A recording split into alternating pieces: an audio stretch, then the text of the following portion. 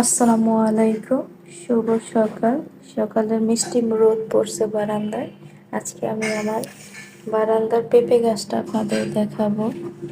ছোট্ট একটা বাস্কেটে অল্প মাটিতে আল্লাহর রহমতে কত বড় হয়ে গেছে। পেঁপে গাছটা একদম বারান্দার উপরটা ছুঁয়ে গেছে। আমি দেখে খুব একটা বেশি যত্ন করতে হয় নাই। প্রতিদিন চাল ধোয়া ডাল ধোয়া পানি দিছি গোড়াতে। আর গোড়াটা দেখেন মাশাল্লাহ যেমন মাটিতে হয়েছে পরিপুষ্ট হয়েছে।